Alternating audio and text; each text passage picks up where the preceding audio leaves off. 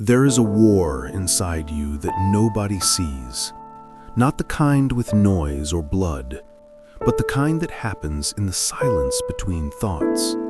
The kind where you are both the soldier and the battlefield. This is a video about the part of you that reacts before you choose.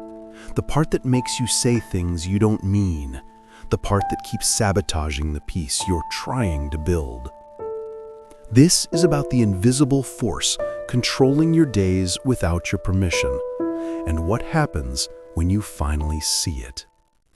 You wake up calm, then something small happens. A text, a memory, a look, and suddenly you're somewhere else entirely. Angry, anxious, hurt, and you don't even know how you got there. One moment you're fine, the next you're drowning. Not because something terrible happened, but because something inside you reacted like it did. You've noticed it, haven't you? How your emotions don't ask for permission, how they hijack your thoughts, your words, your entire day, how you can go from clarity to chaos in seconds. And the worst part? You can't always explain why. Someone says something neutral and you feel attacked. Someone forgets to reply and you spiral into doubt. You try to stay calm, but the storm is already here. And you start to wonder, am I the problem? Or is something happening inside me that I can't control? Here's what you didn't notice.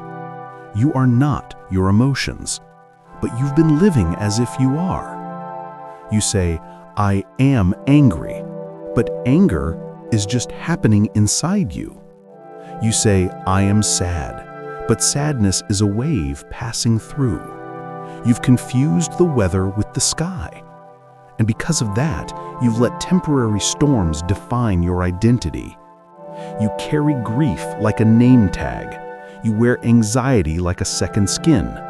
You hold on to hurt as if letting it go means losing a part of yourself. But here's the truth you've been avoiding. Your emotions are not evidence. They are reactions, chemical responses to what you perceive, not reflections of reality. Two people can experience the same moment. One breaks, one becomes stronger. The difference isn't what happened, it's how they allowed their emotions to interpret it. And you've been letting your feelings write the story, without asking if the story is even true. There is a version of you beneath the noise, the one who watches anger rise without becoming it, the one who feels sadness without drowning in it, the one who exists in the stillness between reactions. That version has always been there, but you've been too busy being emotional to notice. You thought your feelings were your power, but they've been your prison. Because when emotion controls you, intelligence goes quiet. You stop thinking clearly. You stop choosing consciously. You react, you regret, you repeat. And the cycle continues until you realize the storm doesn't have to run your life. You can feel without being consumed. You can hurt without becoming the hurt. You can be angry without letting anger make your decisions.